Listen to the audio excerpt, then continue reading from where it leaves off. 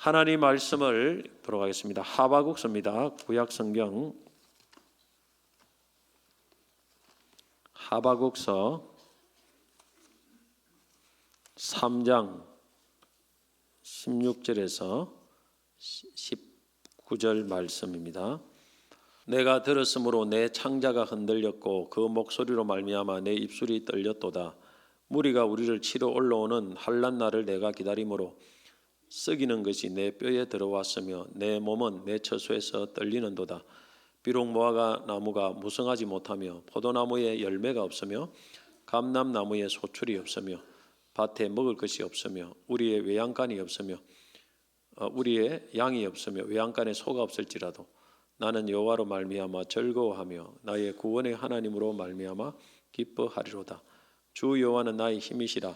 나의 발을 사슴과 같게 하사 나를 나의 높은 곳으로 다니게 하시리로다. 이 노래는 지휘하는 사람을 위하여 내 수금에 맞춘 것이니라. 아멘. 큰 고난 가운데서 기뻐할 수 있는 비결이라는 제목으로 말씀 전하겠습니다. 우리 몸에서 생성되는 호르몬 가운데는 엔돌핀이라는 호르몬이 있는데 이 호르몬은 영국 생화학자인 코스 트리처 박사가 내 속에서 생성되는 호르몬을 연구하다 몰핀보다 더 강한 물질을 발견합니다. 이는 체내의 몰핀이라는 의미로 엔돌핀이라고 명칭을 했는데요. 엔돌핀은 몰핀보다 1000배 진통작용이 있다고 합니다. 그리고 면역력을 높여주는데 큰 효과를 가져온다고 합니다. 때문에 이 엔돌핀으로 인하여 피로가 회복되고 세균에 의한 질병, 암, 에이즈 같은 병에도 강한 저항력을 발휘하게 된다고 합니다. 그런데 이 엔돌핀은 체내에서 자동적으로 생성되기보다는 마음이 기쁘고 즐거울 때 생성이 된다고 합니다. 마음이 기쁘고 즐거울 때. 일종의 이 엔돌핀은 기쁨의 호르몬이다 이렇게 보면 되겠습니다. 그래서 우리가 기뻐하면 사실 기쁨이 건강과 직결이 되는 거예요. 사실 건강. 뿐만 아니라 이 엔돌핀은 우리가 잠을 자는 동안에 알파파와 함께 분비가 된다고 합니다. 잠을 푹 자고 나면 기분이 좋아지고 몸이 치료되는 것을 우리가 느끼지 않습니까? 그게 다 그런 영향이죠. 반대로 잠을 자지 못하면 베타파가 나와서 몸에 스트레스를 준다고 합니다. 그래서 엔돌핀이 형성되기 위해서는 기뻐하는 생활과 잠을 잘 자는 생활이 꼭 필요합니다. 그래서 이 기쁨이라는 것은 우리의 건강과 직결이 있습니다. 직결. 엔돌핀과 관계되고 그리고 그것은 꼭 우리의 건강과 직결이 됩니다. 건강하려면 여러분 기쁘게 사셔야 돼요. 반대로 마음이 우울하거나 상처를 받으면 엔돌핀이 생성되지 않고 반대의 효과를 내는 나쁜 호르몬인 아드레날린이 생성이 된다고 합니다. 그래서 우리의 삶에 기쁨을 잃어버리지 않고 유지하는 것이 매우 중요합니다. 성경을 보면은 애통하는 자가 복이 있다 그런 말씀도 있고 또 항상 기뻐하라는 말씀이 있습니다. 어떻게 보면 좀 모순적인 것 같은 그런 말씀이 있습니다. 애통하는 게 늘 슬퍼하라 그 말인가? 근데 이것은 모순적이지 않습니다. 죄로 인하여 우리가 애통하는 마음이 있지만은 늘 슬퍼하라는 말씀은 없어요. 우리는 항상 기뻐해야 됩니다. 기쁨이 없는 애통만 있으면 우울증에 빠지게 됩니다. 그 사람은 굉장히 어떤 기질적으로 아주 이렇게 축 처져 가지고 슬픔 가운데 있는 그런 사람이 됩니다. 긴장과 평안이 공존해야 하듯이 기쁨과 애통이 공존해야 사실 영적으로 육적으로 건강한 것입니다. 그런데 지금 우리나라의 상황은 엔돌핀이 참 나오기가 어려운 그런 상황에 많이 있습니다. 한 해가 다 끝나가는 시점이지만 지금 올 한 해는 좀 시장 경기가 많이 좋지 않다고 합니다. 그래서 자영업을 하는 분들이 만나보면 다 참 얼굴이 밝지가 않아요. 경기가 안 좋다. 또 그런데다가 이 정치권이 많이 참 어지럽습니다. 지난 주간에는 또 비상계엄이라는 뜻밖의 일이 생겨서 참 이게 탄핵을 하니 많이 하면서 국민들의 마음이 근심합니다. 근심이 가득합니다. 지금 나라 전체가 기뻐할 수 있는 그런 분위기와 상황이 아닙니다. 이런 때 우리가 꼭 해야 되는 기도를 해야 됩니다. 제가 지난 금요 성령 집회도 위기의 상황에서 주만 바라보는 기도를 해야 된다, 그런 말씀을 전했습니다. 기도해야 됩니다. 하나님 앞에 우리가 더 부르짖고 이 나라를 위해서 기도해야 됩니다. 그런데 또 한편으로는 제가 생각을 해보니까 너무 사람이 힘들고 주변의 환경이 전부 다 우울한 환경만 있으면 사실 기도할 힘조차 잃어버리게 되는 경우가 참 많습니다. 기쁨이 완전히 사라지면요, 만사가 귀찮아요. 아무것도 할 수 없습니다. 그냥 엘리야가 완전히 우울증에 빠져가지고 기도도 못하고 아무것도 못하는 것처럼 그렇게 되는 것입니다. 기쁨을 잃어버리기 때문에 그런 거예요, 사실은. 그래서 이런 참 온 세상이 참 기뻐할 수 없는 그런 상황 가운데 있지만은 그래도 다시 우리가 기쁨을 좀 뭔가 회복해야 된다, 그런 마음을 가지고 오늘 말씀을 이렇게 전하는 것입니다. 바다를 항해하는 그런 큰 배들은 배에다가 바닷물을 굉장히 많이 채웁니다. 이 일반 화물선의 경우는 화물 적재량의 30에서 40%를 바닷물을 채웁니다. 바닷물을. 유조선의 경우는 그 이상을 실른다고 합니다. 어마어마한 양이 이 배 밑에 물이 가득 있어요. 이 물을 뭐라고 하느냐면은 밸러스트 워터, 혹은 한국말로는 선박 평형수라고 합니다. 이 평형수는 장난감 오뚜기처럼 무게 중심을 아래로 쏠리게 해서 선박이 적당한 수면에서 복원력과 추진력을 확보할 수 있도록 하는 역할을 합니다. 만약에 배가 가벼워서 붕 떠버리면은 바람이 온다든가 하면 휘청해버리면 그대로 그냥 엎어져 버립니다. 무게 중심이 높기 때문에 그래요. 그래서 물을 채워가지고 배를 깔아앉힙니다. 그러면 쉽게 이렇게 배가 이렇게 좌우로 이렇게 전복이 안 됩니다. 그리고 또 배가 앞으로 쭉 가려고 해도 프로펠러가 위에서 돌면은 사실 이게 빨리 못 갑니다. 그래서 배를 깔아앉혀요. 많은 물을 잡아 넣어서 깔아앉히면 밑에서 프로펠러가 도니까 훨씬 빠르게 나갈 수 있지 않겠습니까? 그런 역할을 위해서 이 배에다가 일부러 특별히 화물을 실지 않을 때는 굉장히 많은 물을 잡아 넣습니다. 이처럼 우리가 참 세상에 살아가는 것이 항해하는 것처럼 어마어마한 문제가 많습니다. 거친 파도, 풍랑, 이걸 헤치고 기도하면서 우리가 앞으로 나가기 위해서는 뭔가가 채워져야 돼요. 채워지지 않고 빈 깡통으로 나가면요, 금방 자빠져 버립니다. 그냥 시험이 오고 막 넘어지고, 그리고 앞으로 나가지도 못해요. 나갈 힘이 없어요. 추진력이 없어요. 그걸 채워야 되는데 이 평소 같이 채워지는 것이 되는데 그 채워지는 게 뭐냐면 저는 기쁨이라고 생각합니다. 기쁨이 에너지예요. 에너지. 기쁨이 우리의 삶에 균형을 맞춰줍니다. 추진력이 있게 만드는 거예요. 특별히 고난이 심할수록 이 기쁨이 없이는 그냥 막 펑펑 넘어져 버립니다. 넘어져서 몇 년을 일어나지를 못해요. 아예 그냥. 그런 성도들도 많이 있습니다. 세상 사람들 말할 것도 없고.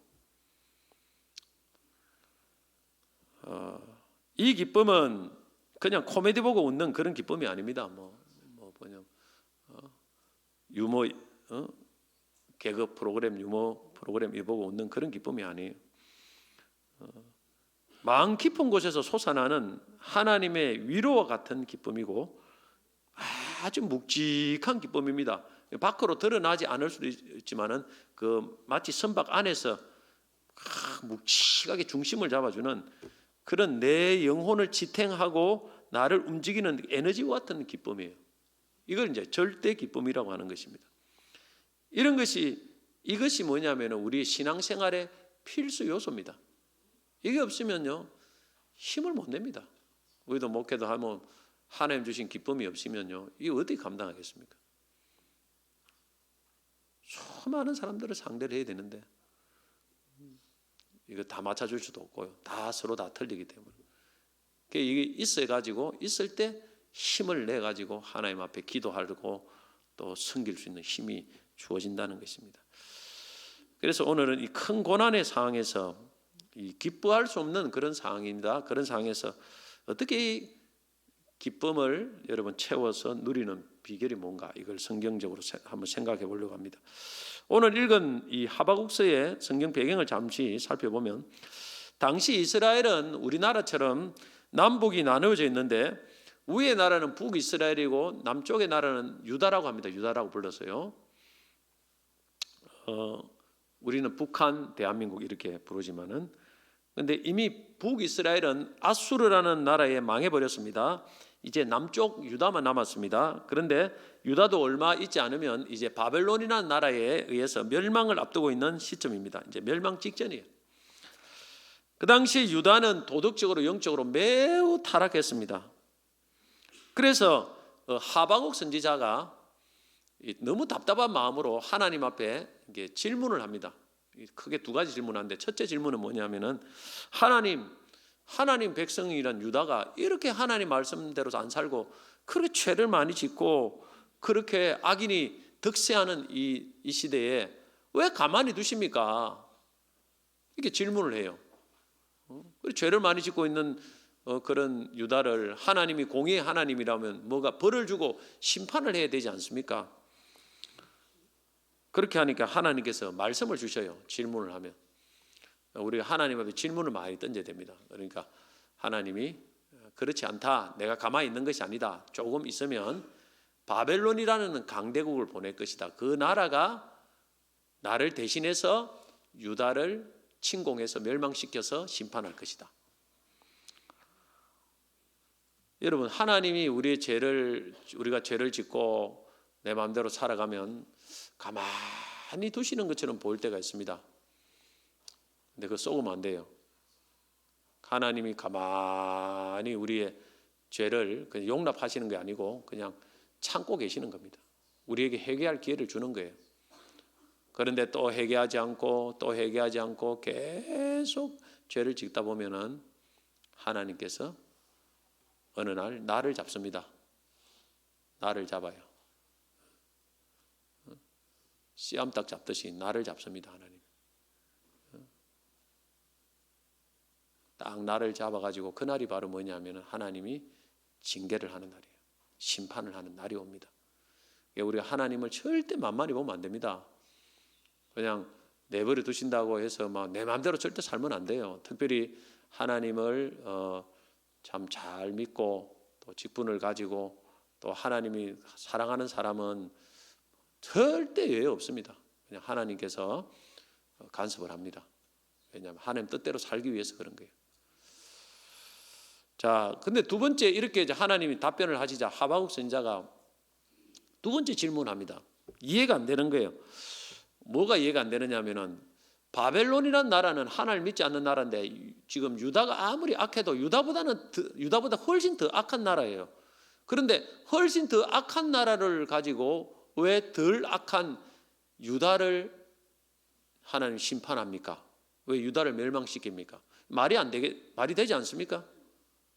잘 질문을 합니다. 그랬더니 하나님께서 뭐라고 하느냐면은 바벨론도 내가 나중에 심판을 하겠다는 거예요.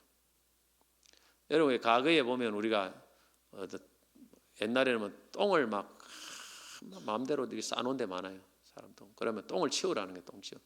개똥도 치우고 사람 똥도 치우고. 그래 제일 기분 나쁜 게 똥 밟은 게 기분 제일 나빠요. 가다가 똥 밟으면.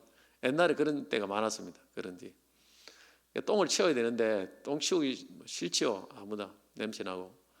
그러면 이제 어떤 사람들은 막대기를 갖고 똥을 이렇게 치웁니다. 막대기를 갖고. 막대기가 똥을 치우고 하면 저 버려요. 옛날에는 이렇게 막 빈터가 많고 이래가지고 막대기가 치우고 나면은 그 똥 치운 막대기도 같이 버립니다.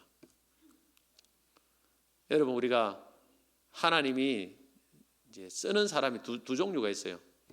선하게 쓰는 사람이 있고 똥치우는 막대기로 악한 사람인데 그냥 한 번 일회용으로 쓰는 사람이 있습니다. 바벨론은 일회용이에요. 일회용. 한 번 쓰고 버리는 막대기예요. 잘 구분해야 됩니다. 그래서 어떤 악인이 복을 받는 걸 보면 여러분 너무 좋아하면 안 돼요. 그 일회용일 수 있습니다. 일회용. 한 번 쓰고 똥치우는 막대기로 쓰다가 버리는 경우가 있으니까 우리가 절대 여러분 거기에 대해서 마음이 흔들리면 안 됩니다. 자, 이렇게 말씀을 하나님이 하십니다. 하시면서 아주 중요한 말씀을 한 가지 더 합니다. 이 하바국서에서 굉장히 중요한 말씀이에요. 어떤 말씀이냐면 하바국서 2장 4절 말씀을 합니다. 한번 따라하겠습니다. 의인은 그의 믿음으로 말미암아 살리라. 자, 앞에 보면 보라 그의 마음은 교만하면 그 속에 정직하지 못하나. 이 바벨론을 말해요. 내가 이 바벨론을 통해서 유다를 심판한다고 하니까 이해가 안 되지. 이해가 안 되죠. 선지자도 이해가 안 되는데 우리가 이해가 되겠습니까? 이해가 안 되지만은 믿음으로 살아라는 거예요. 네가 의인, 성도는 믿음으로 말미암아 살리라. 이 하바국서에서 정말 유명한 말씀이죠. 오늘도 우리가 살아가는 세상에서 하나님이 섭리가 이해가 안 될 때가 많아요. 왜 그럴까? 왜 그럴까? 악한 자가 잘 되고 하나님 잘 믿는 자가 왜 고난을 받고. 근데 여러분 내 머리로만 이해가 안 되고 이성으로 이해가 안 되더라도 우리는 믿음으로 살아야 됩니다. 하나님이 다 알아서 합니다.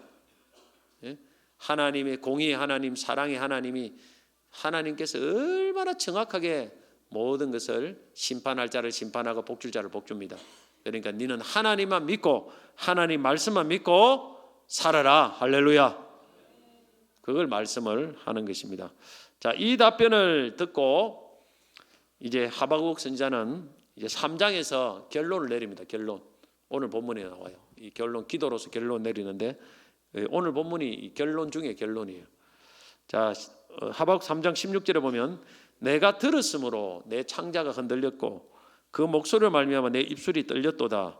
무리가 우리를 치러 올라오는 환난 날을 내가 기다림으로 썩이는 것이 내 뼈에 들어왔으면 내 몸은 내 처소에서 떨리는도다. 무슨 말입니까? 이 바벨론이 와서 자기 나라를 멸망시키려고 하니까 얼마나 참 충격을 받겠습니까? 여러분 대한민국이 다른 나라가 와서 멸망한다는 게 멸망. 하나님이 그렇게 말한다는 겁니다. 이 하나님 말씀하면 그대로 될 거 아닙니까? 실제 그대로 됐어요, 사실. 이 말을 하나님이 예언으로 들었던 하바국 선지자가 얼마나 충격을 받았겠습니까? 그래서 입술이 떨리고 썩이는 것이 뼈에 들어오고 뼈가 썩는 거예요. 너무나 슬프고 충격적인 소식을 들었습니다. 너무너무 고통스럽다는 거예요. 그런데 그 다음 말이 중요합니다. 이까지는 우리가 다 이해가 돼요. 그런데 그 다음에 17절, 18절 말이 오늘 하바국서의 백미 중에 백미죠. 같이 한번 읽어보겠습니다. 17절, 18절. 비록 무화과 나무가 무성하지 못하며 포도나무에 열매가 없으며 감람나무에 소출이 없으며 밭에 먹을 것이 없으며 우리의 양이 없으며 외양간에 소가 없을지라 나는 여호와로 말미암아 즐거워하며 나의 구원의 하나님으로 말미암아 기뻐하리로다. 아멘. 전쟁이 나서 나라가 쑥대밭이 되고 다 죽고 없어지고 모든 것이 사라지는데 슬프지만 너무너무 슬프지만 충격을 받지만은 그럼에도 불구하고 뭐합니까? 나는 하나님으로 말미암아 즐거워하고 기뻐하리로다. 이 무슨 신보입니까? 이 전쟁이 나가지고 나라가 망하는데 이 민족을 사랑하지 않아서 그렇습니까? 하바국 선지자가 안 그래요. 근데 앞에서 하바국 선지자가 지금 충격을 받고 있지 않습니까? 뼈가 썩이는 것 같은 애통하고 고통을 느끼고 있습니다. 그렇죠? 그렇지만은 그것만 있는 게 아니에요. 그럼에도 불구하고 희망이 없고 기뻐할 일이 하나도 없지만은 그래도 나는 하나님으로 말미암아 기뻐하겠다는 것입니다. 기뻐하겠다. 이 기쁨은 절대 우리가 말하는 천박한 웃음이 아닙니다. 이 기쁨은 우리 속에서 나오는 기쁨이에요. 속에서 나오는 거. 신앙생활을 존속시키고 고난을 버티게 만들고 하나님을 바라보며 소망을 잃지 않게 만드는 마지막 보루와 같은 기쁨이 바로 이 기쁨입니다. 사실 이 말은 17절 18절 말은 다른 의미로 표현을 하면은 나는 그런 상황이라도 하나님만 바라보겠다, 하나님께 소망을 두겠다, 어떤 상황이라도 나는 하나님을 의지하겠다, 바로 그 말이에요. 사실은 하나님을 의지하겠다는 말이 바로 하나님으로 말미암아 기뻐하겠다는 말이고, 하나님만 바라보겠다는 말이 하나님으로 말미암아 즐거워하겠다 이 말입니다. 할렐루야. 여러분, 하나님 바라보는 사람은 항상 기뻐할 수 있습니다. 이 기쁨은 절대 기쁨이에요. 이보다 더 극악한 상황이 어디 있습니까? 전쟁이 일어났는 거, 다 죽고 다 없어지고 다 죽고 막 포로 잡혀가고 재산 다 없어지는데, 근데 하나님만 바라보는 사람은 여러분 죽음이 앞에 나와도 기뻐할 수 있습니다. 찬송할 수 있습니다. 암이 걸려도 찬송할 수 있습니다. 장사가 안 돼도 찬송할 수 있습니다. 안 하는 분들은 뭐 할 수 없는 분들인가?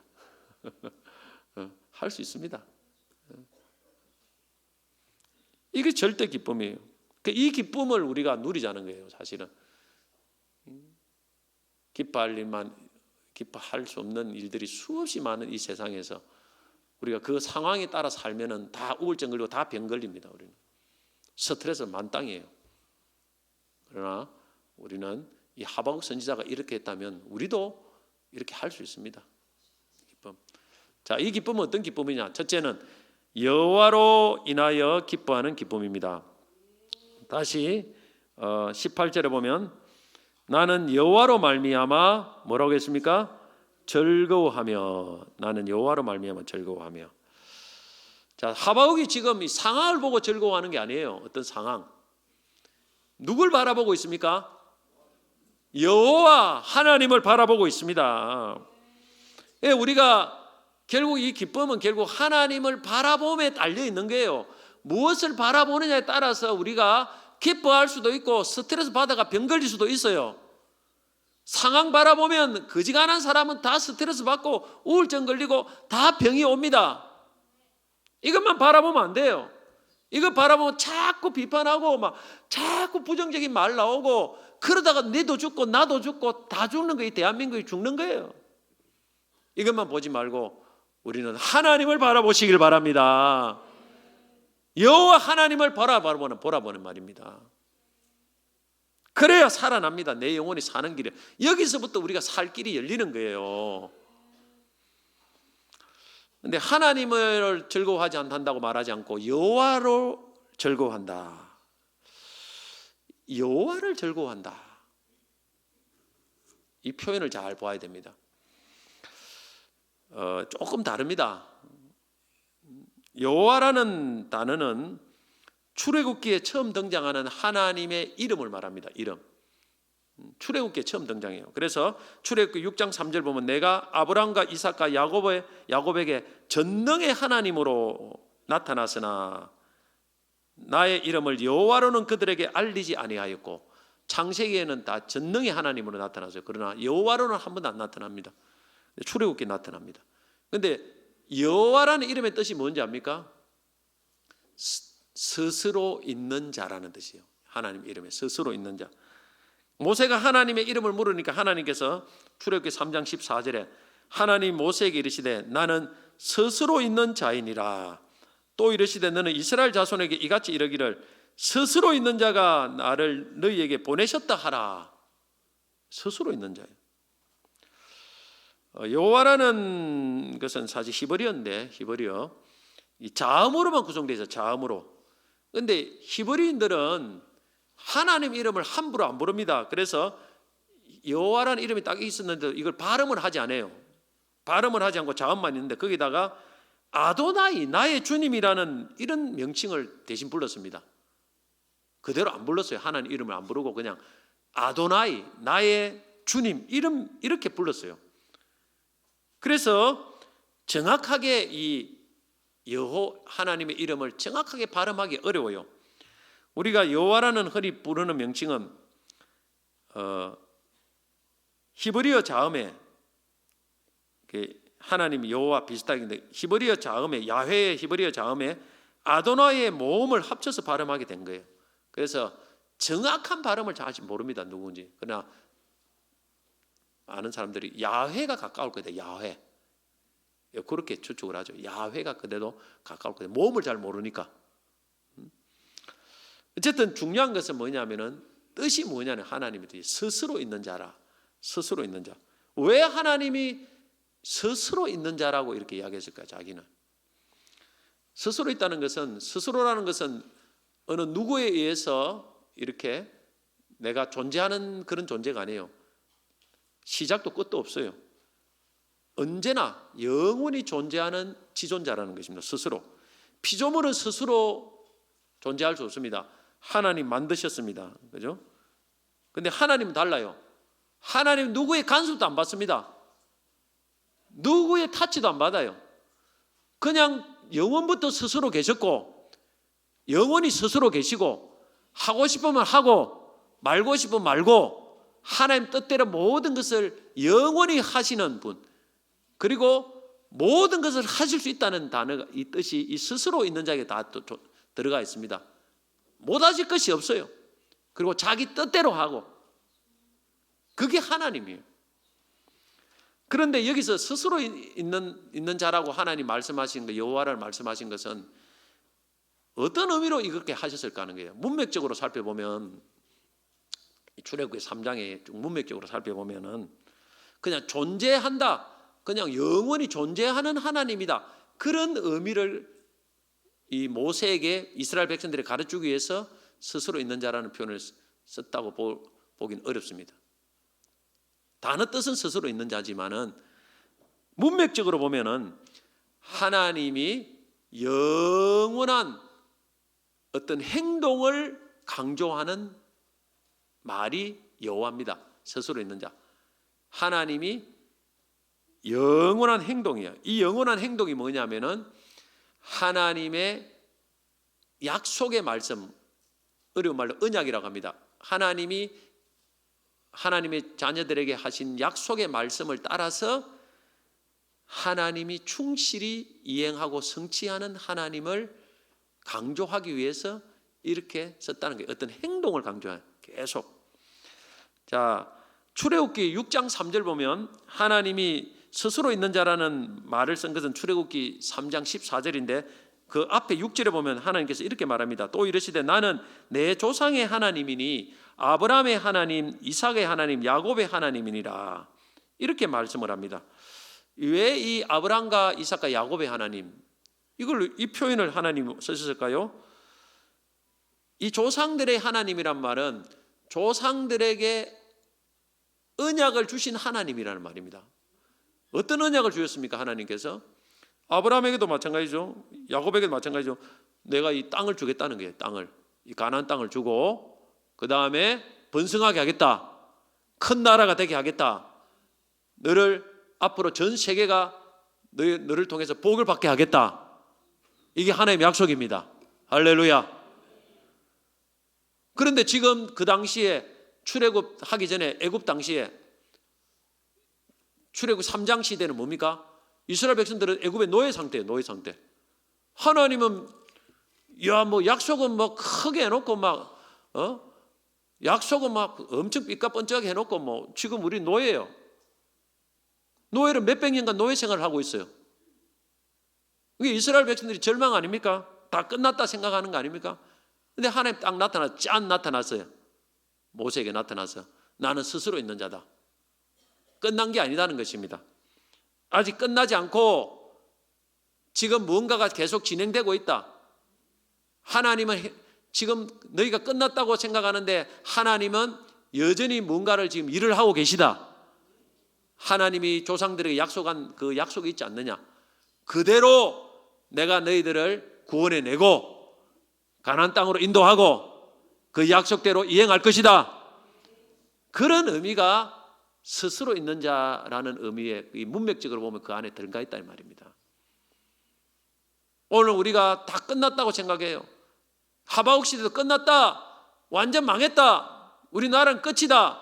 끝 안 났습니다. 하나님이 스스로 계신 하나님이 계십니다.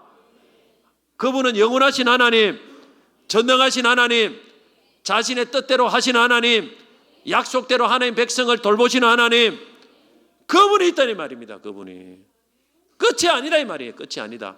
하나님이 끝났다고 해서 끝나는 거지, 상황이 끝이라고 해서 끝이 난 게 아니고, 사람들이 끝났다고 끝이 아닙니다. 그 하나님을 지금 하박국서는 바라보고 있는 거예요. 끝난 것처럼 보이지만은 여호와 하나님을 바라보니까 끝이 아니구나.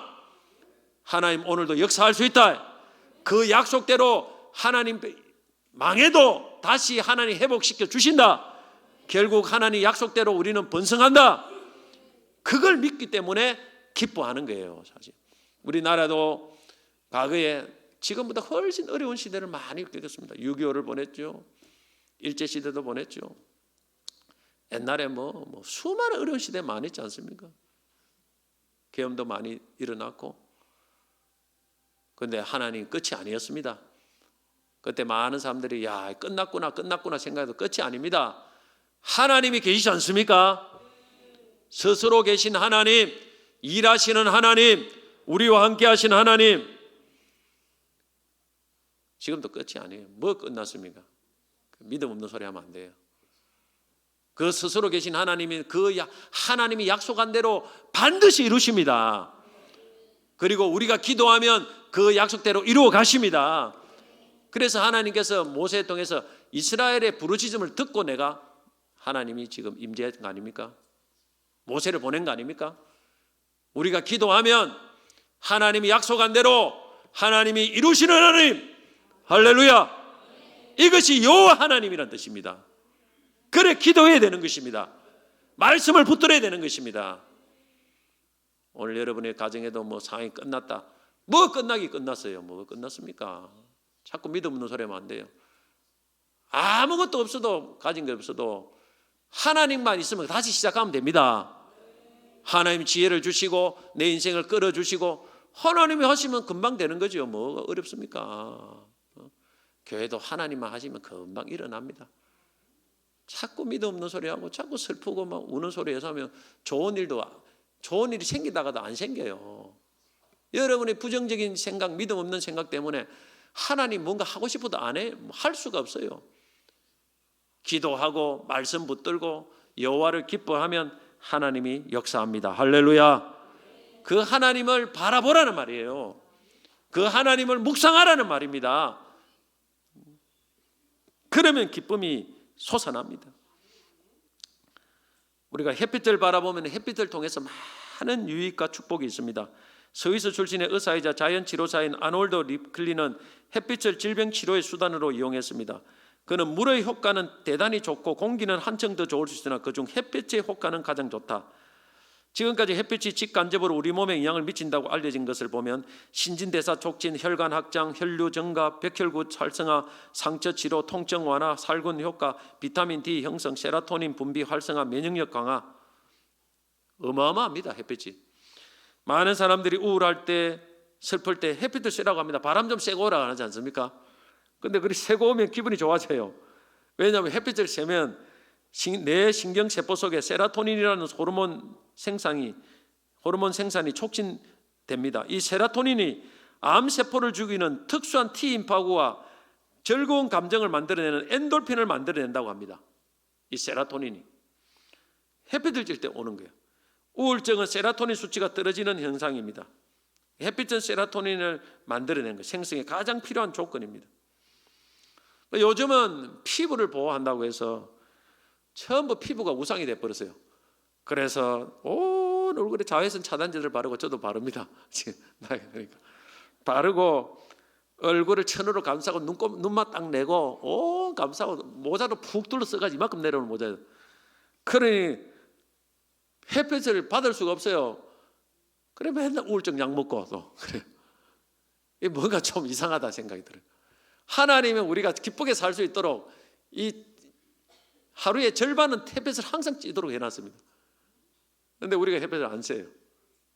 방 안에 틀이 박히고 맨날 스마트폰 보고 가고 우울하다 우울증 약 먹고 이 뭔가 이상하지 않습니까?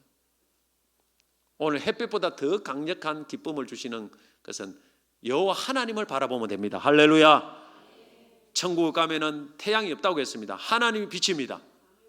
하나님은 우리의 건강을 비추는 빛이시고 기쁨을 주는 빛이시고 치료하는 빛이시고, 할렐루야. 하나님을 바라보고 기뻐하면 놀라운 역사가 일어납니다. 할렐루야. 느헤미야 8장 10절에 여호와로 인하여 기뻐하는 것은 너희의 힘이니라. 오늘 힘이 없는 사람들 하나님을 묵상하고 하나님을 자꾸 생각하고 찬송해 보세요. 이사야 40장 31절 오늘 여호와를 앙망하는 새 힘을 얻으니 독수리가 날개치 못 올라간 것 같을 것이요 했습니다. 또한 시편 37편 4절에 보면 여호와를 기뻐하라. 그가 내 마음의 소원을 내게 이루어 주시리로다. 이 시편 37편도 보면요, 이 세상이 진짜 엉망진창 불의한 세상이에요. 그런 세상 가운데 다윗이 1절에 보면 37편 1절에 보면 악을 행하는 자들 때문에 불평하지 말고 불의를 행하는 자들을 시기하지 말라. 이런 세상을 보면 맨날 욕하고 불평하고 이게 잘못됐다 저게 잘못됐다 맨날 이러지 않습니까? 그러지 말라는 거예요. 다윗이 여호와를 기뻐하라. 그래야 내 마음의 소원을 이루어 주시라. 여러분 불평하고 막 한다고 해서 뭐 잘 되는 거 뭐 있습니까? 잘 되는 거 뭐 있어요? 아무것도 없어요. 다윗이 그렇게 하지 말라는 거예요. 아무 소용이 없다. 여호와를 기뻐하라. 그래야 내 마음의 소원을 이루어 주신다. 할렐루야. 기뻐하기만 해도 하나님이 내 마음의 소원을 이루어 주시는 겁니다. 한 목사님의 고백입니다. 청년 때 폐병이 걸렸는데 기적적으로 나온 후 신학 공부해서 목사가 됐는데, 본래 신앙이 예수를 믿었던 사람인데 병으로 지방 요양원에 있을 때 동료 환자에게 예수 그리스도를 믿으라고 전도를 했습니다. 근데 그날 그분이 옆에 있는 환자가 믿겠다고 하니까 너무 기뻐서 잠을 제대로 못 잤다고 합니다. 그래서 비몽사몽간에 하나의 음성이 들리는데 너 정말 기쁘냐 이렇게 묻더라고요. 너무 기쁩니다 감격하면서 대답을 하니까 하나님이 네 병이 나았다 이러더랍니다. 기적적으로 나았어요. 하나님 뭘 기뻐하는지를 봐야 됩니다. 기뻐할 수 없는 상황에서 기뻐하면 하나님 그걸 믿음으로 보시는 거예요. 하나님이 믿음으로 보시는 것은 굉장히 다양합니다. 믿습니다 한다고 믿음을 보는 거 아니에요. 믿기는 뭘 믿어 맨날 뭐 불평하고 우울하고 하는데 뭐 네가 나를 믿느냐 하나님 보시는 거예요. 기뻐할 수 없는 상황에도 하나님 바라보면서 기뻐합니다. 너무 기쁩니다. 좋아서 춤을 추면 하나님이 너는 오늘 나한테 찍혔다. 네 소원대로 될지어다.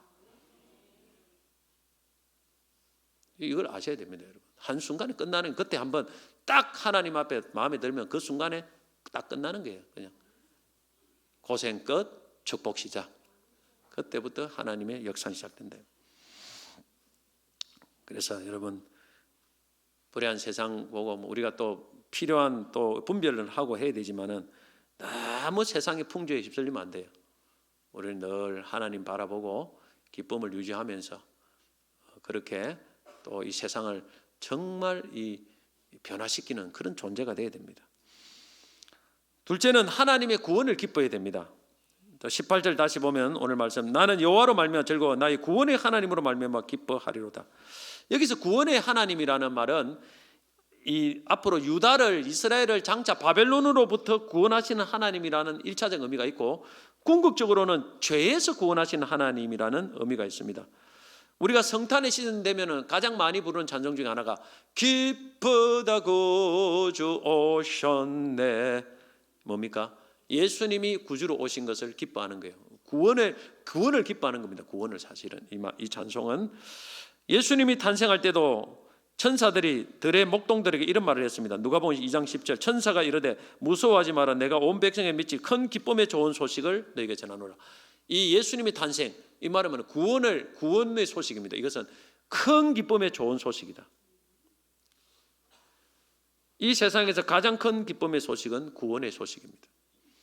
한 번은 예수님이 70명의 제자들을 전도하려고 보내놓고 그들이 전도하러 나가보니까 막 예수 이름으로 귀신이 떠나가고 막 수많은 일이 일어나요. 막 많은 열매가 거두어집니다. 그러니까 제자들이 너무 기뻐가지고 돌아와서 막 예수님께 보고합니다. 예수님 막 예수님의 이름으로 막 명령하니까 귀신이 떠나가고 막 수많은 기적이 일어납니다.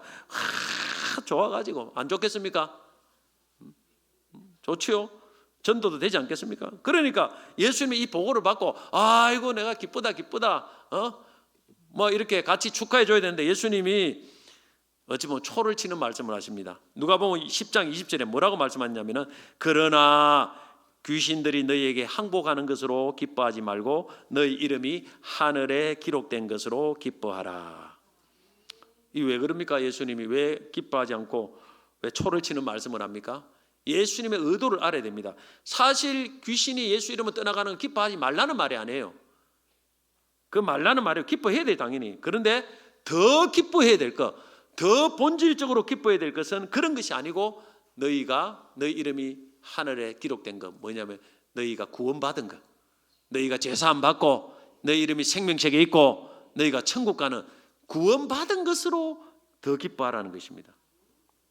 이걸 적용해 보면 오늘 우리의 삶에 뭐 돈도 많이 벌리고 건강도 주고 막 세상에 좋은 것만 있죠. 자녀 잘 되고 그거 기뻐하지 말라는 거예요. 그거 갖고 너무 기뻐하지 말라. 물론 기뻐해야 돼요. 감사해야 돼요. 그러나 그거 가지고 너무 기뻐하지 말라는 거예요. 그보다 하나님 주신 너에게 주신 구원을 갖고 더 기뻐하라는 거예요. 그것이 우리 주님이 하신 명령입니다. 왜 이렇게 구원을 예수님이 그렇게 강조할까요? 구원의 기쁨을 그렇게 강조할까요? 첫째는 구원의 기쁨이 마르지 않는 기쁨의 셈이 되기 때문에 그렇습니다. 만약에 구원 외에 다른 것을 자꾸 기뻐하게 되면 어떻게 되는 줄 압니까? 우리는 얼마 가지 않아서 그냥 1년 365일 중에서 한 300일 이상은 항상 우울합니다. 왜냐하면 여러분 다른 것으로 기뻐할 만한 일이 그렇게 매일 생깁니까? 우리 장사하시는 매일 장사 잘 됩니까? 어느 날 잘 되다가 안 되는 날도 많잖아요. 그럼 맨날 우울할 거 아닙니까? 구원의 기쁨, 이 구원의 기쁨은 아니고 다른 것으로 자꾸 기쁨을 누리려고 하면 이렇게 된다는 거예요. 그러면 그래서 마귀는 우리가 구원의 기쁨보다 다른 것의 기쁨을 가지기를 더 유도합니다. 그죠? 그렇게 딱 되면은 우리가 항상 기뻐하지 않고 거의 대부분의 우울한 삶을 삽니다. 이 마귀가 이렇게 유도를 하는 거예요. 그러나 구원을 기뻐하게 되면 우리가 모든 상황에서 기뻐할 수 있어요. 모든 상황에서.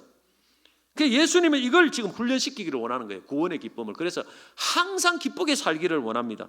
기뻐야 힘이 주어질 거 아닙니까? 기뻐야 내가 여러분 이 힘이 생기고 하나님을 바라보면서 주님을 섬길 수 있습니다. 다른 기쁨을 잃는 것은 잎사귀를 잃는 것이라면 구원의 기쁨을 잃는 것은 기쁨의 뿌리를 잃는 거예요. 구원의 기쁨을 잃어버리는 사람은 아예 구원의 뿌리를 잃어버리기 때문에 기뻐할 날이 많이 없습니다. 다윗도 죄를 짓고 회개하면서 어떤 기도를 했습니까? 구원의 즐거움을 다시 회복시켜 달라고 한 거예요. 그래서 이 구원의 기쁨은 모든 기쁨의 근원입니다. 그래서 계속 이걸 훈련시키기를 원합니다. 둘째, 구원의 기쁨은 사역의 원동력입니다. 여러분 우리가 일을 갖다가 하면서 기뻐하는 것은 그거는 얼마 오래 못 가요. 그런 사람들은. 그리고 하나님을 섬기고 일을 하면서 기뻐해야 되지만은 그렇게 할 수 있는, 그렇게 기뻐할 사람은 일이 잘 돼야 기뻐할 거 아닙니까? 그런데 그렇게 잘 될 수 있는 사람은 극소수에 불과해요. 대부분 사람들은 일을 못 해냅니다. 쳐내지를 못해요. 잘 열매도 많이 없어요. 그 맨날 우울해야 돼요. 절대 일만 갖고 기뻐하는, 어떤 사역만 갖고 기뻐하는 사람은 오래 못 갑니다.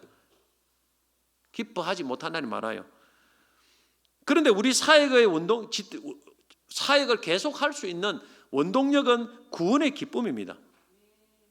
이것을 가지고 이게 하나님 앞에 자원해서 이걸 할 수 있어야 됩니다. 그러면 사역의 열매도 잘 나타나요. 힘을 잃지 않습니다. 그래서 사도 바울도 고린도전서 15장 10절 나의 나된 것은 하나님의 은혜로다. 항상 하나님 은혜, 나의 나된 것, 이 구원의 기쁨 아닙니까? 여기를 가지고 항상 하나님 앞에 주의 사역을 하니까 마지막까지 여러분 끝까지 힘을 잃지 않고 달려갈 수 있지 않습니까? 그리고 구원의 기쁨은 우리를 늘 겸손하게 합니다. 우리가 어떤 이 구원의 기쁨을 안 하면 잃어버리면 교만해져요. 뭔가 잘 되면 교만해집니다. 구원의 기쁨이면 나 같은 죄인 살리신 하나님 은혜, 겸손해지고 그리고 온유해지고 부드러워지고 용서를 해지고. 다른 거 기뻐하면요 이게 안 됩니다. 근데 구원의 기쁨이 있으면 항상 사람이 변화돼요. 이걸 갖고 구원이 있으면 사람이 나도 모르게 성화가 됩니다. 부드러운 사람, 온유한 사람, 왜? 하나님 주신 나 같은 죄인 살리신 주의 은혜를 늘 기뻐하기 때문에. 그래서 예수님은 이 구원의 기쁨을 우리가 항상 가지라는 것입니다. 그래서 항상 기뻐하라는 말에는 하나님과 하나님 주신 구원을 항상 기뻐하라는 말이라고 그렇게 봐도 틀린 말은 아니에요, 사실. 이렇게 여호와를 기뻐하고 구원을 하나님을 기뻐할 수 있는 원동력이 뭡니까? 크게 두 가지입니다. 첫째는 하나님 말씀이고 둘째는 그 하나님 말씀을 믿는 믿음입니다. 하박국 선지자가 계속 두 가지 질문을 던졌을 때 하나님 말씀 주었고 그 다음에 의인은 믿음으로 말미암아 살리라 말했지 않습니까? 그리고 그 하박국 선지자 하나님 말씀을 받고 그 말씀대로 믿었기 때문에 오늘 이렇게 어떤 상황에도 내가 기뻐하고 하나님을 기뻐하고 즐거워한다고 했습니다. 오늘 우리가 말씀과 믿음이 있어야 돼요. 그것이 하나님을 기뻐할 수 있는 근거가 됩니다. 말씀 없이 오래 기뻐 못합니다. 믿음 없이는 기뻐할 수 없어요. 우리가 왜 하나님 앞에 늘 항상 기뻐하는 삶을 살 수 없습니까? 하면은 여러분 말씀이 없고 믿음이 없기 때문에 그래요. 신앙생활에 여러분 성공하기를 원합니까? 신앙생활에 여러분 놀라운 활기를 갖기를 원합니까? 말씀의 기쁨이 회복돼야 돼요. 말씀의 기쁨이 회복되지 않으면요 신앙생활의 회복이 일어날 수가 없습니다. 말씀이 기쁘지 않는데 하나님이 기쁠 수가 없어요. 말씀이 회복되면 반드시 역사가 일어납니다. 그래서 우리가 뭘 기도해야 될지를 알아야 됩니다. 시편 119편 92절에 보면 주의 법이 나의 즐거움이 되지 아니하였더라면 내가 내 고난 중에 멸망하였으리라. 말씀의 기쁨을 딱 즐거움이 있으니까 거기서 하나님의 기쁨을 회복하면서 힘을 잃어서 기도하게 되고 거기서 회복의 역사가 일어나는 거예요. 할렐루야. 말씀 뵙겠습니다. 큰 고난 가운데서도 우리는 기쁨을 잃지 말아야 됩니다. 이 기쁨이 우리를 살리고 우리 신앙생활과 삶을 지탱하는 힘입니다. 어떻게 하면 되겠습니까? 첫째는 여호와를 바라봐야 됩니다. 할렐루야. 여호와를 기뻐해야 됩니다. 여호와는 스스로 계신 하나님입니다. 끝이 아닙니다. 하나님이 지금 모든 일을 지금도 하고 계십니다. 말씀 따라 하고 계십니다. 우리가 기도하면 일하십니다. 끝이 아니에요. 그래서 하나님 반드시 우리와 함께 하시고 우리를 합력하여 선을 이루어 가실 것입니다. 그 하나님을 여호와를 믿어야 됩니다. 둘째는 구원을 주신 하나님을 바라보고 감사해야 됩니다. 기뻐해야 됩니다. 그러면 우리는 어떤 상황에서도 기뻐할 수 있고 승리할 수 있습니다. 그리고 이런 하나님을 기뻐하는 원동력은 하나님의 말씀이 있어야 됩니다. 말씀의 기쁨과 믿음이 있어야 됩니다. 그래야 우리가 신앙생활이 흔들리지 않고 끝까지 승리할 수 있습니다. 오늘도 우리 하나님 주신 기쁨으로 승리하는 성도들이 되시기를 주의 이름으로 축복합니다.